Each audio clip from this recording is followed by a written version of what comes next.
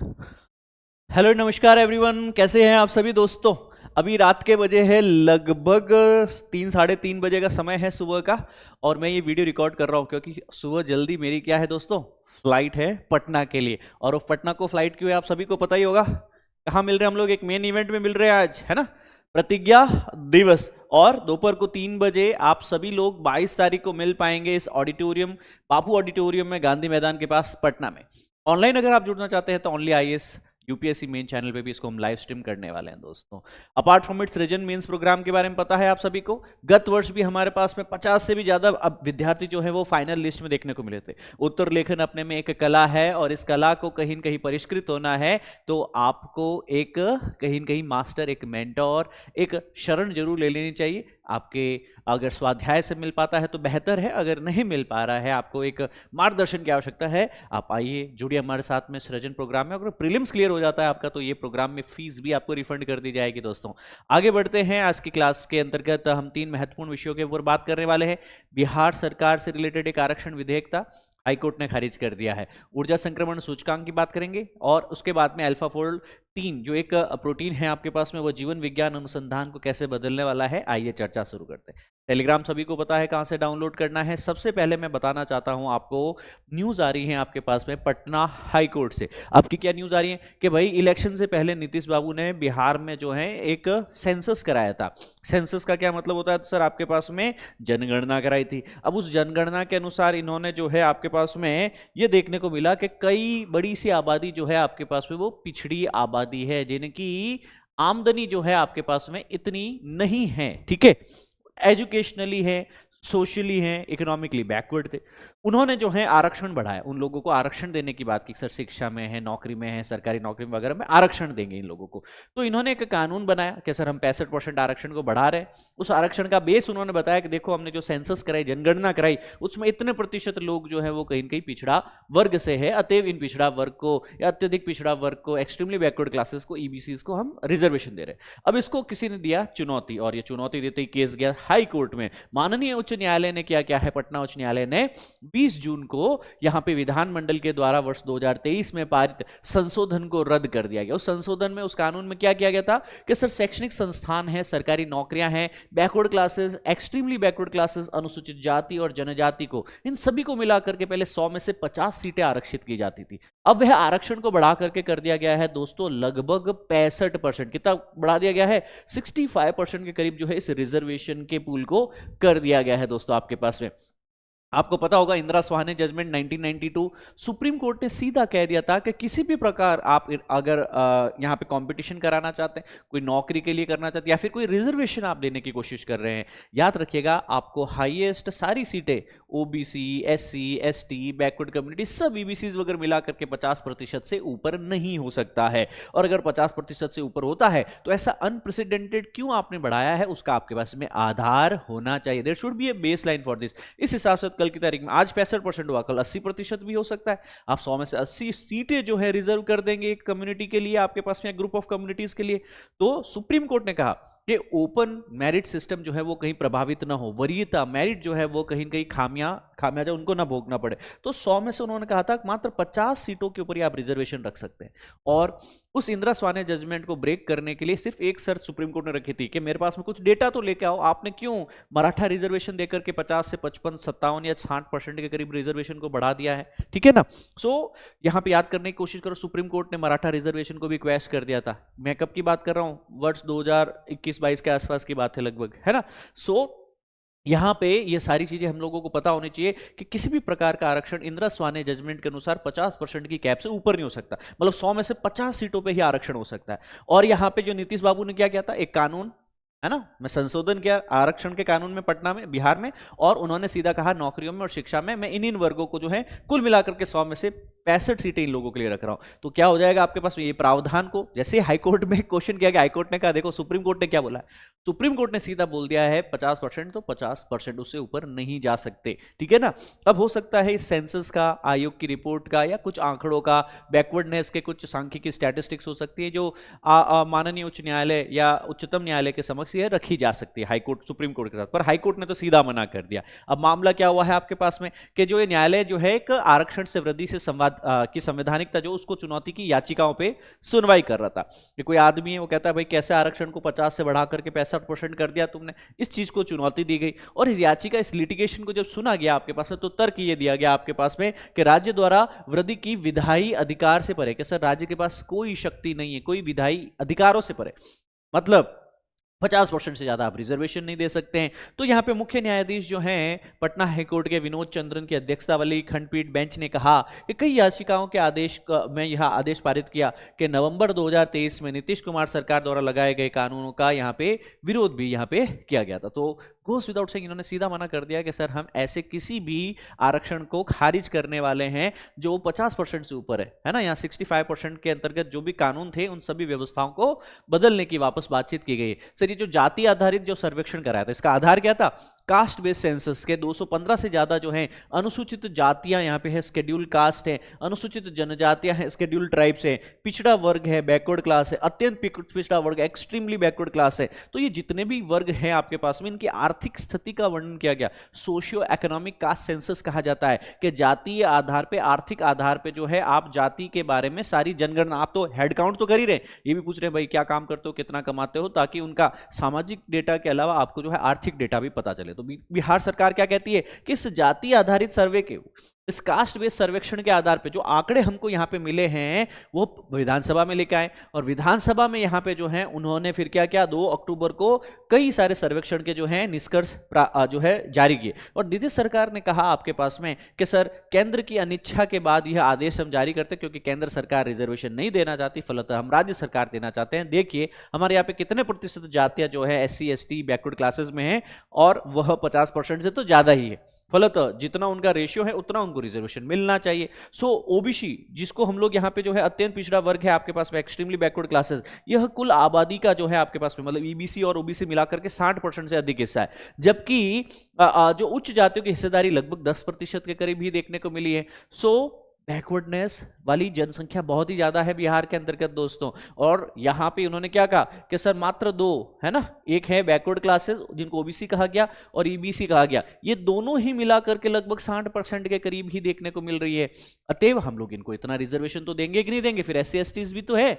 और यहाँ पे ये भी पता चला कि सर 1/3 जो लोग हैं वो प्रतिदिन 200 रुपए से भी कम है, मतलब फैमिली का गुजारा 200% 2,200 रुपए प्रतिदिन से कम में चल रहा है। 6,000 रुपए की आय नहीं है महीने की एक परिवार की, ठीक है। 34% परिवार जो है वो लगभग 6,000 के करीब ही बेसिकली कमा पा रहे हैं। 30% परिवार है वो 10,000 से करीब गुजारा कर रहे हैं, मतलब बहुत ही ज्यादा बैकवर्डनेस देखने को मिल रही है। भाई जब पैसा नहीं है, शिक्षा, स्वास्थ्य, क्लीनलीनेस, हाइजीन क्या मेंटेन होगा, जीवन स्तर खराब होगा कि नहीं होगा आपके पास में, डेफिनेटली।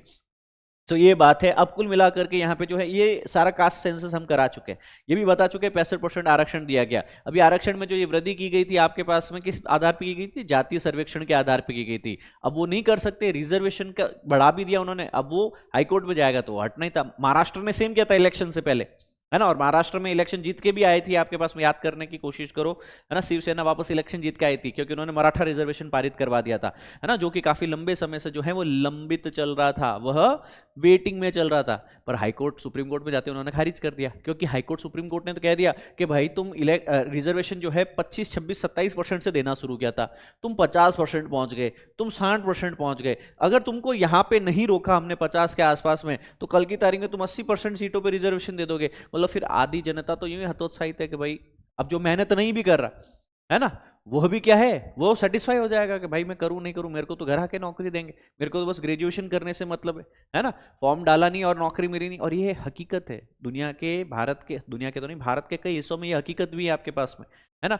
आप IIM का रिजल्ट देखिए, कई सारे ऐसे एग्जाम्स हैं जो डेटा आते हैं, जो रिजल्ट आते हैं हमारे पास में, बहुत ही आपके हास्यास्पद रिजल्ट, बहुत ही हास्यास्पद रिजल्ट के अनरिजर्व्ड कैटेगरी कट ऑफ जारी है 90 के 100 में से 90 के आसपास में, है ना, और रिजर्व्ड कैटेगरी की कट ऑफ जारी है 34। आप सीधा 1/3 पे कैसे आ सकते हैं? आप ये क्या तर्क हो सकता है? आप सोचने की कोशिश कीजिएगा कि किस लेवल तक रिजर्वेशन जो है इंडिया के अंदर, वही लोग आगे प्रबुद्ध वर्ग में जाएंगे, वही लोग नौकरी में जाएंगे, वही इंजीनियरिंग में जाएंगे, वही डॉक्टरी में जाएंगे, वही प्रशासन में जाएंगे। तो कैसे होंगे हमारे अस्पताल, कैसी बनेगी रोडें और पुल, कैसे बनने वाले हैं हमारे रेलवे ट्रैक, और कैसे बनने वाले हमारे प्रशासनिक व्यवस्था है, सोच सकते हैं भाई। ठीक है, अब मैं इस पर प्रश्न चिन्ह नहीं उठा रहा, पर मैं ये कह रहा हूं एटलीस्ट जो ब्यूरोक्रेटिक मशीनरी है उसमें मेरिट को आप नकारिए मत। और इसीलिए Indira Sawhney judgment, supreme court ने भी यही तर्क दिया कि आप कहीं न कहीं जो है फंक्शनिंग ऑफ द एडमिनिस्ट्रेशन आपका जो है वो खराब नहीं हो जाए। ऐसे नहीं कि आपने 100 में से 30-30 नंबर के आधार के ऊपर भी लोगों को भर दिया, और इतना भर दिया 80-90% लोगों को इसी आधार पर भरा गया, है ना। अब आपकी जो एडमिनिस्ट्रेटिव मशीनरी है ना, वो पूरी तरह डिफंक्ट है ना। अंधेर नगरी ते चौपट राजा। तो यहाँ पे इंदिरा स्वाने ने कहा नहीं, देखो बैकवर्ड है, रिजर्वेशन जरूरी है, इनको मुख्य धारा से जोड़ा जाए, इनका आर्थिक और शैक्षणिक तरीके से उत्थान किया जाए, पर मात्र 50%। याद करना सुप्रीम कोर्ट ने यहां पे क्या टिप्पणी दी थी, कॉपी में लिखना, बहुत ही अच्छा वक्तव्य दे रहा हूं मैं। सुप्रीम कोर्ट ने, माननीय सर्वोच्च न्यायालय ने यह टिप्पणी की थी कि आरक्षण कोई गरीबी उन्मूलन की कार्यक्रम नहीं है। फिर से दोहराऊं, reservation is not a poverty elevation program. भाई साहब, सरकार को जिस आंखों में आंखें डाल करके वो शब्द कहे गए थे ना आपके पास में, गर्दन नीचे हो जाती है। क्या आप क्या चाहते हो, गरीबी दूर करना चाहते हो ना, लोगों को संपन्न बनाओ, शिक्षित बनाओ, अच्छी सेवाएं उनको दो, अच्छी सड़कें दो, अच्छा व्यापार कर सके, ऐसी नीतियों को लागू करो। यहाँ पे आपके पास में कॉमर्स अच्छा हो, शिक्षा अच्छी हो, स्वास्थ्य अच्छा हो, क्लीनलीनेस हो, आप जीवन स्तर उनका बेहतर करने में योगदान क्यों नहीं करते? आपको लगता है कि मात्र 2,000 रुपए जो किसान के खाते में डालते ही किसान का जीवन न्यारे हो जाएंगे? आपको लगता है कि एक गर्भवती महिला के खाते के अंतर्गत जो है 1,000-1,500 रुपए डाल देने से उसका जीवन के बारे न्यारे हो जाएंगे? आपको लगता है कि एक आदमी को नौकरी दे लेने से उसके जीवन के बारे न्यारे हो जाएंगे? नहीं। आपने, जैसे मैं कहता हूं, एक एससी वर्ग है या एक एसटी वर्ग है या एक ईबीसी वर्ग है या ओबीसी वर्ग है, कई सैकड़ों जातियों में से एक जाति में से कुछ पढ़े लिखे लोग जो है उसका प्रयोग कर पा रहे हैं, है ना।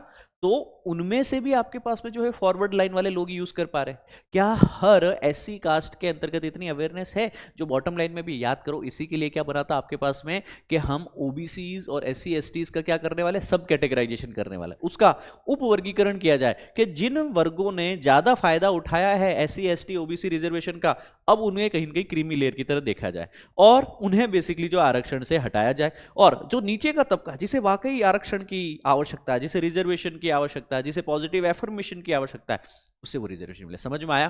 तो हाईकोर्ट ने खारिज कर दिया है। नीतीश बाबू फिर भी इलेक्शन तो जीत गए। भाई मैं ये मानता हूं कि ये आदमी है ना अपने आप में ही क्या है ना, बहुत ही शानदार किस्मत लिखवा के आया।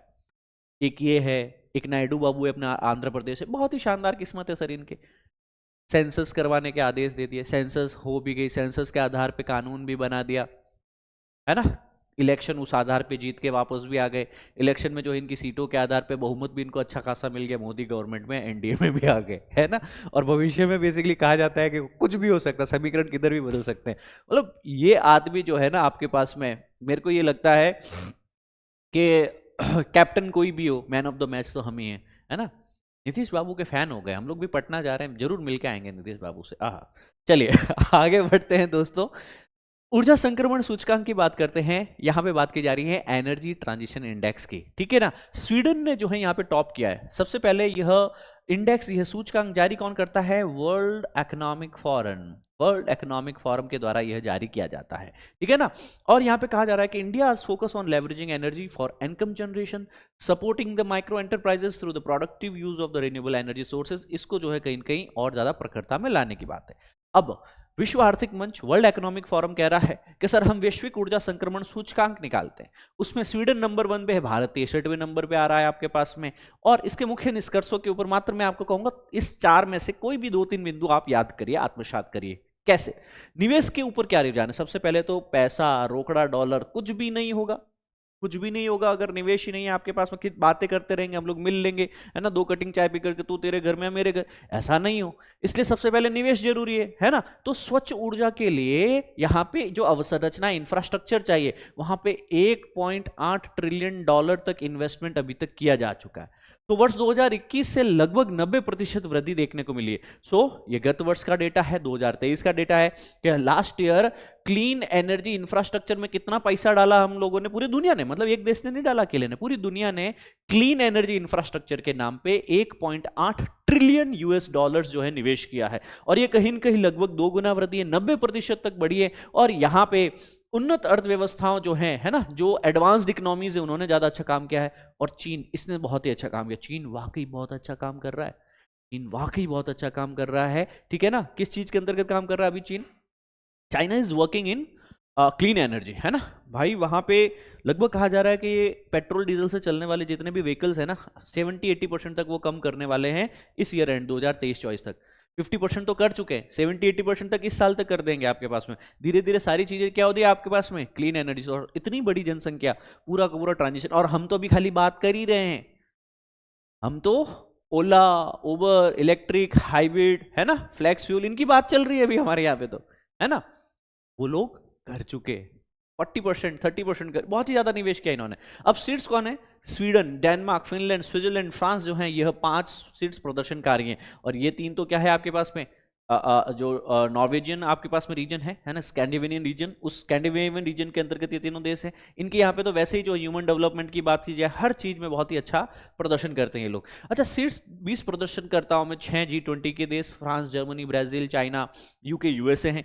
ईटीआई में भारत का 63वां स्थान है। अब इसमें जो है शुद्ध शून्य उत्सर्जन की बात की जा रही है आपके पास में, कि नेट जीरो इमिशन की बातचीत की जा रही है। कई देश, Bhutan, Cameroon, Gabon, Guyana, Madagascar, New Panama और सूरिनाम, ये कह रहे हैं कि सर वर्ष 2022 में ये शुद्ध शून्य उत्सर्जन तक पहुंच गए। सर नेट जीरो का क्या मतलब हुआ?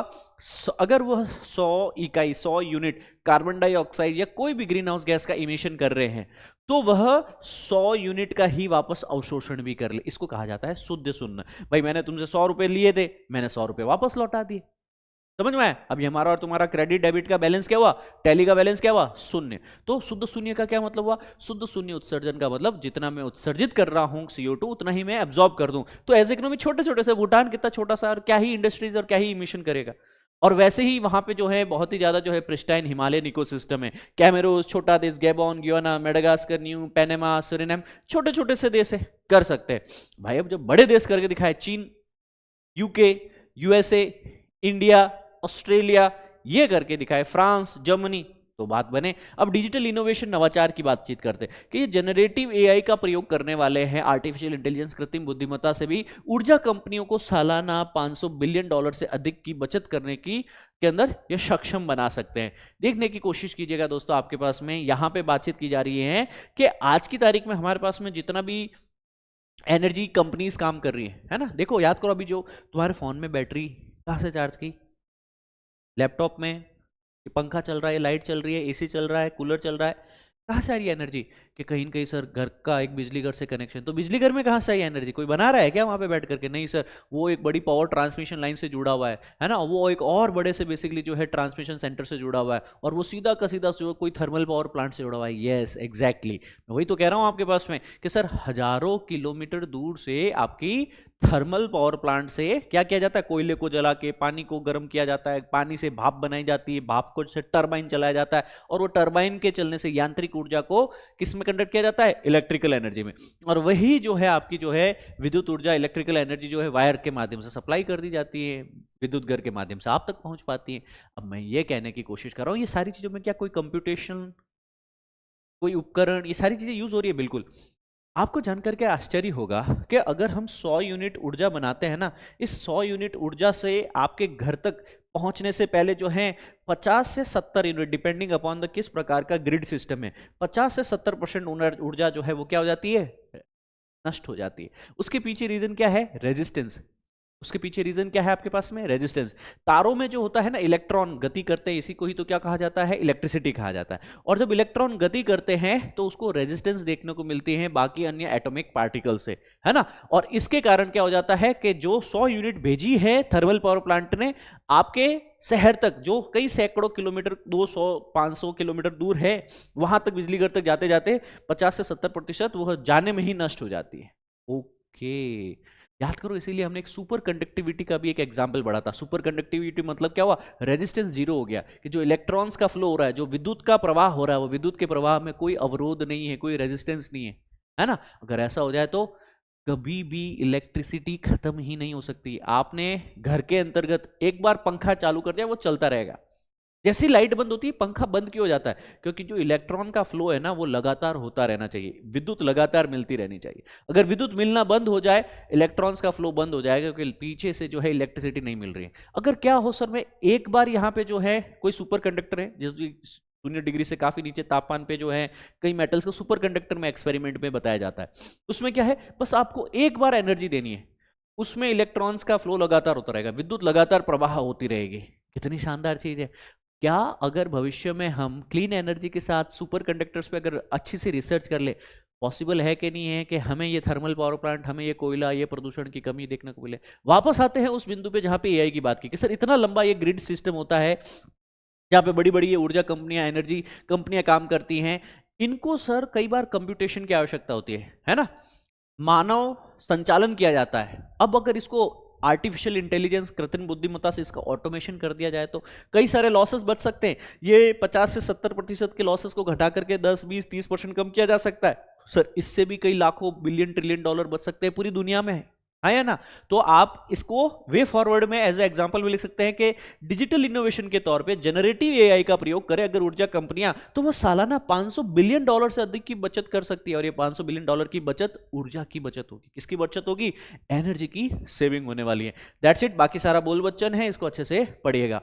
बात करते हैं अल्फा फोल्ड 3 के बारे में। अब गुरुजी ये अल्फा फोल्ड 3 क्या है आपके पास में, कैसे ये जीव विज्ञान, लाइफ साइंसेस के रिसर्च को बदलने वाला है। लाइफ साइंसेस मतलब बायोलॉजी से रिलेटेड, ह्यूमन बींग से रिलेटेड, एनिमल से रिलेटेड, है ना, जीव विज्ञान के हर एक क्षेत्र से रिलेटेड कोई भी रिसर्च करते हैं। मैं भी एक रिसर्चर रहा हूं, मैं बीएससी बायोटेक्नोलॉजी हूं, राजस्थान यूनिवर्सिटी से एमएससी जेनोमिक्स हूं, सेंट्रल यूनिवर्सिटी केरला से। मैंने भी डीएनए पे काफी रिसर्च किया है। अब ये अल्फा फोल्ड क्या होता है, ये होता है आपके प्रोटीन के फोल्ड होने का एक प्रारूप, एक डिजाइन, एक स्ट्रक्चर जिसमें प्रोटीन जो है शेप लेता है। जनरली हमारे सेल्स में क्या पाया जाता है मित्रों, कि हमारी कोशिकाओं में केंद्रक में सर डीएनए पाया जाता है। और डीएनए से एक्सप्रेशन कैसे होता है, कि सर डीएनए से ट्रांसक्रिप्शन के फलतः जो है आरएनए की कॉपी बनती है। सर आरएनए से ट्रांसलेशन के फलतः यहाँ पे एक प्रोटीन का निर्माण होता है, और वह प्रोटीन जो है आगे फोल्ड होकर के एक निश्चित आकृति ले लेता है ना, एक एंजाइम का रूप ले लेता है, एक्टिव जो है वह रह सके, वो कोई कार्य का एक फंक्शन को निष्पादित कर पाए, ठीक है ना। अतएव यहां पे अब हम बात करें सर ये अल्फा फोल्ड 3 क्या हो गया सर आपके पास में। फिर अल्फा फोल्ड 3 क्या है आपके पास में, कि ये एक डिफ्यूजन मॉडल को यूज करता है, which is what image generative software also use to predict the protein structure. ये प्रोटीन की स्ट्रक्चर जो है, कि अगर मैं डीएनए के निम्नलिखित इस अंश का अगर जो है देखना चाहता हूं कि इससे क्या होगा शरीर में, तो इससे कौन सा एमआरएनए बनेगा, मैसेंजर आरएनए, इससे कौन सा ट्रांसलेशन के उपरांत प्रोटीन बनेगा, वो प्रोटीन किस शेप में आने वाला है, वह प्रोटीन किस शेप में जो है आपके पास में बनने वाला है आपके पास में, ठीक है ना। उस प्रोटीन के शेप को पहले ही प्रिडिक्ट कर लेना। और उस अच्छा पता है प्रोटीन का फंक्शन उसके शेप के ऊपर होता है, उसके आकार के ऊपर होता है। और जो शेप है, जो आकार है, उसके आधार पे ही वो एक्टिव और इनएक्टिव हो सकता है। एंजाइम को भी एक्टिव कर सकता है, इनएक्टिव कर सकता है, किसी चीज को इनहिबिट कर सकता है, रेगुलेट कर सकता है, उसी चीज को वो और जो है सप्रेस भी कर सकता है, इनिशिएट भी कर सकता है। तो प्रोटीन की जो फोल्डिंग होती है, प्रोटीन की जो स्ट्रक्चर होती है, उसी के आधार पर हमारी बॉडी के अंदर, कोशिकाओं के अंतर्गत एंजाइम्स जो होते हैं, जो कई सारे रोल्स, फंक्शन, कार्यों का निष्पादन करते हैं, वो कंट्रोल किए जाते हैं। और अगर हमें सही समय पे पता चल जाए कि सर डीएनए के किस पार्ट से कारण कैसा आरएनए, कैसा प्रोटीन बन रहा है, उसकी स्ट्रक्चर कैसी है, उसका फंक्शन क्या होगा, तो क्या एक तरीके से किसी आदमी का चेहरा देख करके उसकी पूरी कुंडली खोल देना, है ना, पूरा बता देना उसके बारे में, क्या होने वाला है, क्या नहीं होने वाला, क्या कर सकता है, क्या नहीं कर सकता है, everything same way we can do it, है ना। पर ये अल्फा फोल्ड 3 क्या है गुरुजी, अब ये नाम आप रटवा रहे, ये है क्या, यह अल्फा फोल्ड 3 एक सॉफ्टवेयर का नाम है। यह आर्टिफिशियल इंटेलिजेंस एआई सिस्टम के साथ में काम कर रहा है। और मई 2024 में, लास्ट महीने जो है, नेचर है ना, एक पेपर है, नेचर पढ़ा है तुम लोगों ने, जो भी रिसर्च करता है ना, जो भी बड़ा रिसर्चर होता है ना, उसके दुनिया में मतलब दिल में 2 ही गोल होते हैं। पहला कि मेरा रिसर्च, मेरा जो अनुसंधान है वो नेचर पत्रिका, मैगजीन के अंतर्गत उसका आर्टिकल पब्लिश हो, है ना। बहुत ही मुश्किल होता है। अगर किसी आदमी का रिसर्च आर्टिकल नेचर में पब्लिश हो गया है, मतलब कोई ग्राउंड ब्रेकिंग ग्राउंड शेकिंग उसने डिस्कवरी कर दी। मतलब अपने आप में वो फन्ने कहाँ है भाई उस फील्ड का, वो बायोटेक का, वो लाइफ साइंस का, वो फिजिक्स का, वो केमिस्ट्री का, वो मैथमेटिक्स का, इकोनॉमी का, वो फन्ने का है। अब नेचर में बात की जाएगी तो लाइफ साइंस से रिलेटेड आर्टिकल्स यहाँ पब्लिश किए जाते हैं, पहला पॉइंट। दूसरा, अब यहाँ पे लास्ट मंथ जो पेपर पब्लिश हुआ था जून के महीने के अंतर्गत, यहाँ पे प्रोटीन प्रोटीन इंटरेक्शंस की बात की गई। क्या बोला कि सर जो 2 प्रकार के प्रोटीन हो सकते हैं, जैसे एक ये प्रोटीन का शेप है, दूसरा ये प्रोटीन का शेप है सर आपके पास में, ठीक है ना। कैसे एक प्रोटीन है ना दूसरे प्रोटीन के साथ में इंटरैक्ट कर सकता है, और उन इंटरैक्शन से क्या क्या फंक्शंस हमारी कोशिकाओं में हो सकते हैं, नहीं हो सकते, ठीक है। अब डीएनए आरएनए की संरचनाओं पे क्या क्या जो है उनकी अंतरक्रियाएं क्या क्या हो सकती है, उनके ऊपर भविष्यवाणी करना। सपोज आपने क्या क्या है, एक वायरस, एक बैक्टीरिया, कोई भी चीज उठाए, जैसे कोरोना वायरस को सीक्वेंस करके उसका डीएनए निकाला और आपने सीक्वेंस किया, और वो ये जो है अल्फाफोल्ड 3 और ये एआई सिस्टम मिल करके पूरा आपको ए टू जेड भविष्यवाणी बता देंगे कि इसमें प्रोटीन क्या काम करेगा, इसमें डीएनए क्या काम करेगा, इसमें आरएनए की स्ट्रक्चर्स क्या होगी, उनकी इंटरेक्शंस क्या होने वाली है। तो यहाँ पे ये क्षमताएं मिल जाए अगर आपको, खाली डीएनए आरएनए के कारण पूरा का पूरा आप कोशिका का जो है एक तरीके से पूरा काला चिट्टा खोल करके रख दे, इट इज क्वाइट पॉसिबल। तो अल्फाफोल्ड एक कृत्रिम बुद्धिमत्ता की एआई की तकनीक है, याद रख सकते हैं, ये याद रख लेना, ये प्रीलिम्स में पूछा जाएगा, ये मेंस में पूछा जा सकता है कि क्या है अल्फाफोल्ड, है ना, और किस प्रकार यह जीवन के अनुसंधान में जो है अच्छा हमारे टाइम याद है जब भी हम डीएनए को एक्सट्रैक्ट करते थे, लंबी प्रोसेस यूज करना, डीएनए से आरएनए, आरएनए से प्रोटीन, उसकी प्रोटियोमिक्स, उसकी जेनोमिक्स, उसकी biophysics, it's hell lot of different things to do, है ना, काफी सारी चीजें करनी पड़ती थी, और कई चीजें तो जो है बाउंसर चली जाती, समझ में नहीं आती थी। बड़े बड़े प्रोफेसर है 2 दिन के लिए ऑस्ट्रेलिया से आए, प्रोटियोमिक्स पढ़ा के चले गए, लगातार पढ़ाया भाई, 18 9 घंटे के 2 लेक्चर्स। अब उन्होंने जीवन भर प्रोटियोमिक्स पढ़ा और पढ़ाया है, और हमें जीवन में जो है 9 घंटे प्रोटियोमिक्स, 9 घंटे प्रोटियोमिक्स, 18 घंटे में पूरा प्रोटियोमिक्स खत्म, एक पेपर खत्म करवा के चलेगा ऑस्ट्रेलिया से आकर के। तो कैसे घुसेगा भाई इंडिया के अंदर दिमाग में बच्चों के, नहीं घुसने वाली थी वाली चीजें, हमारे तो नहीं घुसी थी उस वक्त। हो सकता है आपके साथ में चीजें जो है थोड़ा अलग हो। अल्फा फोल्ड जो है इस तरह के प्रोटीन आ चुके हैं, अब आपको कुछ नहीं करना, सिर्फ डीएनए को एक्सट्रैक्ट करना है, और जो डीएनए एक्सट्रैक्शन का जो सीक्वेंस का जो डेटा आता है, एडेनिन, थाइमिन, ग्वानिन, साइटोसिन, है ना, ये एटीजीसी की जो सीक्वेंस आती है आपके पास, उस डीएनए सीक्वेंस को इस डेटा इस सॉफ्टवेयर में डाल दो, इस एआई को दे दो। अब ये एआई खुद ही बताएगी कि इससे क्या आरएनए बनेगा, आरएनए की क्या इंटरेक्शन होगी, कैसा प्रोटीन बनेगा, प्रोटीन क्या काम करेगा, और वो प्रोटीन दूसरे प्रोटीन के साथ इंटरेक्शन करके क्या क्या चीजें कर सकता है, ठीक है ना। सो यहां पे जो है आपके पास में इसकी सामान्य जानकारी है, प्रोटीन फोल्ड की समस्याओं को जानकारी करने के लिए था कि कैसे प्रोटीन फोल्ड होता है, अनफोल्ड होता है, उसकी पैकेजिंग कैसे होती है, ये सारी चीजें उसके ऊपर थी। तो जो भी रिसर्चर्स है लाइफ साइंस के, वो लगातार इसी पे काम करते कि प्रोटीन के सटीक आकार को निर्धारित करने की कोशिश करते थे, दैट्स इट। अगर तुमको ये पता चल जाए कि प्रोटीन का आकार क्या, स्ट्रक्चर क्या है, तो उसके फंक्शंस बता पाओगे फिर, है ना, और जब उनके फंक्शंस बता पाओगे तो बता पाओगे काम क्या कर सकता है और क्या नहीं कर सकता है। अब जब ये अल्फा फोल्ड आया आपके पास में, तो ये रिसर्च को ही पूरा का पूरा चेंज कर दिया। मतलब जो रिसर्चर्स पहले 10-10, 15-15 महीने, 6-6 महीने, 12-12 महीने ले रहे थे, अब वो कुछ नहीं, खाली डीएनए का सीक्वेंस डालो, खट खट आपके सामने पूरा का पूरा क्या डाल दिया इसने, ए टू जेड, जो संभावना, जो भविष्यवाणियां है, जो पॉसिबिलिटीज है, सारी चीजें आपके सामने आ गई। That's it. मैं इससे ज्यादा समय नहीं लूंगा आपका इसके ऊपर, बाकी सारी चीजें रीडिंग की है, जो मैंने आपको बोल करके सहज भाषा में समझाया वही इसके ऊपर जो है अच्छे से लिखा हुआ है, आप इसको पढ़िएगा दोस्तों। और आज के लिए दोस्तों हम लोग इतना ही रखने वाले हैं, इससे आगे की जो बात है हम करेंगे वापस सोमवार को या मंगलवार को करने वाले हैं। सैटरडे को हम लोग कहाँ मिलने वाले हैं दोस्तों, आप सभी को पता है कहाँ पे मिल रहे हैं, यूपीएससी के सबसे बड़े फेस्टिवल प्रतिज्ञा दिवस पटना बिहार में हो रहा है, बापू सभागार ऑडिटोरियम में, गांधी मैदान में हम लोग मिलने वाले हैं दोस्तों, दोपहर को 3 बजे। कौन कौन मिलने वाला है कमेंट करके जरूर बताना। और अगर ये वीडियो आपको पसंद आता है, जानकारी आपको पसंद आती है, अपने मित्रों से शेयर कीजिए, वीडियो को लाइक कीजिए, चैनल को सब्सक्राइब कीजिएगा। एंड गोज विदाउट सेइंग, आपका प्यार, आपका सपोर्ट, आपका स्नेह, आपका सम्मान बनाए रखिएगा। Thank you. जय हिंद, सर्वदा शक्तिशाली, and God bless you all.